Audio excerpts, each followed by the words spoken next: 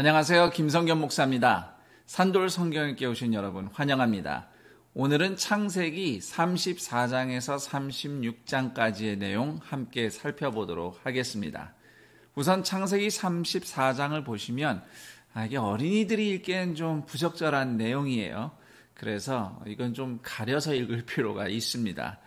야곱의 딸 디나가 세겜 땅 성읍에 친구들을 만나러 놀러 갔다가 그 성읍 추장의 아들에게 성폭행을 당하는 불행한 사건이 벌어집니다. 그리고 그 남자는 디나를 사랑한다면서 결혼하겠다고 합니다. 그래서 추장, 족장이라고 번역할 수도 있겠는데요. 어쨌든 추장 하몰과 그 아들 세겜이 야곱을 찾아와서 혼사를 제안하면서 야곱 집안이 그 지방에 땅도 구입하고 정착할 수 있도록 돕겠다. 이렇게 제안을 합니다.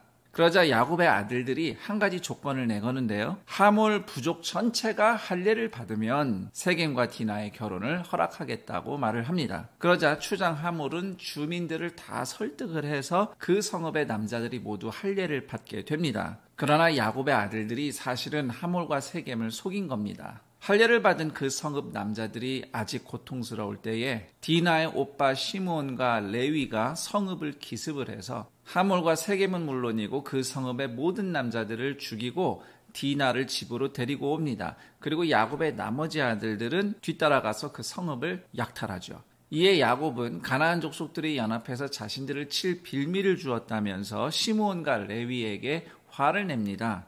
그러나 시므온과 레위는 오히려 반박하면서 야곱이 할 말을 없게 만드는데요. 그때 31절에 보면 레위와 시므온이 이렇게 얘기를 합니다. 그가 우리 누이를 창녀같이 대우함이 옳으니까. 이 이야기에서 몇 가지 짚어볼 것이 있는데요. 우선 첫 번째는 세겜과 디나의 결혼은 절대 옳지 않습니다. 나중에 율법이 주어졌을 때 그 내용을 보면 여자를 범한 남자가 결혼을 해서 책임을 지는 경우도 있습니다. 그러나 그런 결혼을 거부할 권리도 여자 쪽에게 있어요. 그리고 다른 방식으로 피해를 보상을 받을 수 있는 권리가 있습니다. 디나 입장에서는 자신에게 상처 준 남자와의 결혼이 또 다른 공포였을 것입니다. 창세기 34장은 아무리 봐도 세겜이 먼저 자기가 잘못했다, 용서를 구하는 말이 전혀 나오지 않습니다. 그리고 두 번째로 야곱의 아들들이 저지른 복수 또한 악행입니다. 명백한 살인이고 약탈이죠. 그래서 나중에 창세기 49장 5절에서 7절을 보시면 그들이 악을 행했다는 것을 분명히 다시 한번 확인합니다. 그리고 세 번째로 야곱이 가장으로서 책임지는 모습을 보여주지 않고 있어요. 디나의 소식을 듣고도 분노하지 않습니다. 세겜에게도 화를 내지 않아요. 그리고 혼사 얘기가 오갈 때도 야곱은 가만히 있고 아들들이 나서서 이야기를 합니다. 야곱이 아주 무책임한 모습을 보여주고 있죠. 결국 이후에 세겜에서 일어나는 학살과 약탈은 단지 시므온과 레위만 탓할 것이 아니라 책임 있게 행동하지 않은 가장 큰 어른인 야곱의 책임이 가장 크다고 하겠습니다. 그리고 한 가지 더 말씀드리면 피해자는 디나인데 막상 디나의 목소리는 이 이야기에서 전혀 들리지 않습니다. 디나를 위해서라기보다는 가족의 명예를 지키려고 야곱 가문의 남자들이 움직인 것으로밖에 보이지 않습니다. 그런 상황에서 하나님이 개입하시는 이야기가 창세기 35장에 전개가 됩니다. 하나님은 야곱에게 베델로 돌아가서 집안 내 모든 우상들을 버리고 하나님께 예배드릴 것을 명령하십니다. 창세기 34장의 추악한 사건의 이면에는 야곱 가문이 아직 하나님께 온전히 의지하지 않고 여전히 우상 숭배의 잔재가 남아있는 이 영적 문제가 있음을 하나님께서 보여주고 있는 것이지요.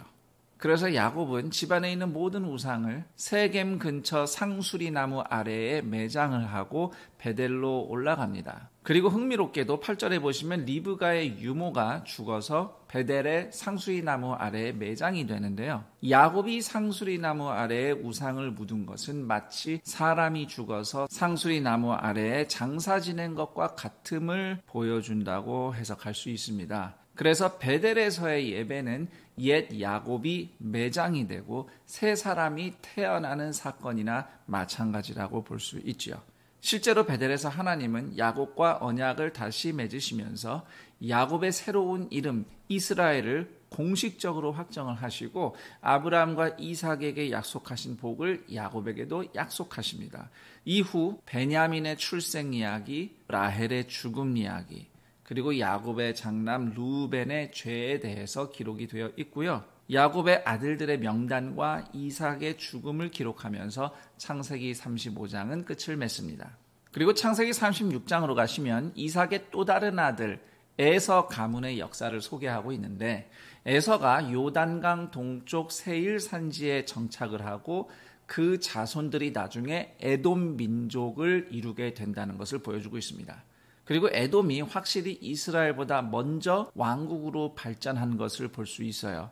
그러나 이는 문명의 발달을 이야기해주기보다는 가인의 후예가 세운 도시, 국가, 문명의 타락을 가리키고 있는 것으로 또한 봐야 되겠습니다. 이 기록을 처음 받아 읽은 이스라엘 백성들에게 또한 이 이야기가 의미가 있는데요. 그 당시 이스라엘 백성들은 이제 가나안 땅으로 올라가는 길에 에돔 땅을 지나가야만 했습니다. 그리고 이후 이스라엘의 역사 동안 에돔과 이스라엘이 대적 관계를 형성하고 있는데, 그럼에도 역사를 거슬러 올라가면 이스라엘과 에돔이 형제였음을 기억하라는 의미가 창세기 36장 안에 담겨 있다고 해석할 수도 있습니다. 그럼에도 에돔의 미래는 하나님을 망각하고 우상 숭배와 폭력의 역사를 쓴 자기 자신들의 선택에 의해 몰락하게 됩니다. 자, 여기까지 창세기 34장에서 36장까지의 내용 되겠습니다. 그럼 전 여기서 인사드리고 내일 그 다음 내용과 함께 여러분 다시 찾아뵙도록 하겠습니다. 감사합니다.